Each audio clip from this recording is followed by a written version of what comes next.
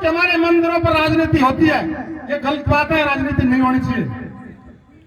अब राजनीति कैसे होती है वो मैं बताना चाहता हूं आपको। आपने देखी नहीं होगी शायद, पिछली बार देव जी के मेले में हमारे एक गुजर विधायक ने अपनी जाति के 5 विधायकों को हराने का अल्टीमेटम दे दिया।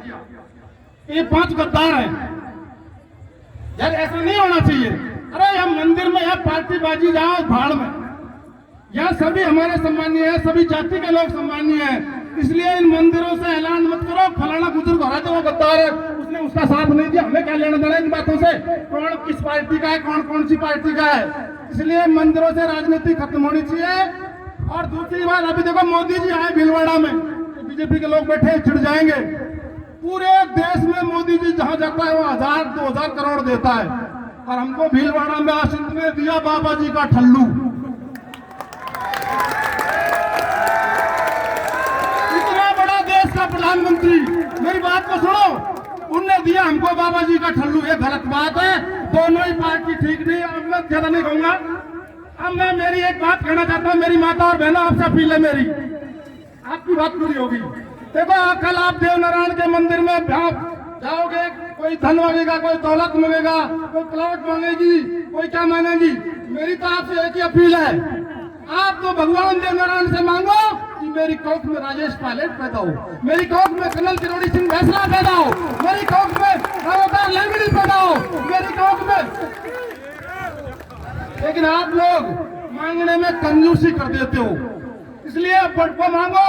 धन दौलत तो छोटी चीज होती है। अरे महापुरुष मांगो, राजा सचिन पायलट मांगो, विजय बैसला जी मांगो, और कोई नहीं तो राम सिंह कसाना मांग लो। बलदेव महाराज की जय। और एक अपील और करूंगा माता बहनों में आपसे, बहुत लोगों को बुरी लग जाएगी। हमारा समाज की जनसंख्या घटती जा रही है।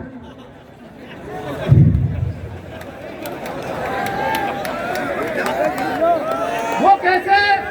भाई साहब, सब आजकल की छोरी छापरी एक बालक होता ही नसबंदी करा लीजिए। मैं नसबंदी का घोर विरोधी हूं।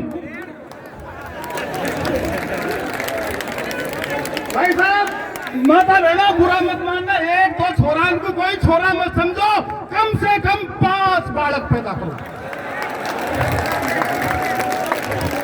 और क्यों? वो इसलिए करना है, एक भोजन भेज देगा, और ब्याह और शादी की चिंता मत करो। अब तो पाकिस्तान से भू आने लगी भारत में। अब मैं ज्यादा बात नहीं करते हुए आपसे सिर्फ इतनी अपील करूंगा, भाषण देने के लिए तो बहुत टाइम है, फिर किसी दिन देंगे, और कल छुट्टियां भी लगाने हैं। इसलिए अब आपको कल विजय बैसला जी जो हमारे है ना कर्नल साहब के सच्चे रूप, वो उन्हीं में भगवान है, इनमें ही।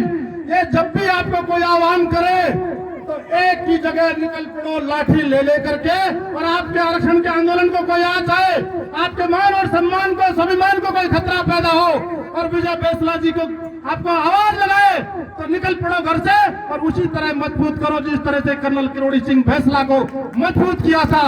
अंत में मैं आप तमाम लोगों से माफी चाहता हूं, कोई गलत बात निकल गई होगी, हालांकि निकली नहीं है, फिर भी मैं माफी चाहूंगा। और आप तब तमाम लोगों ने बहुत भविष्य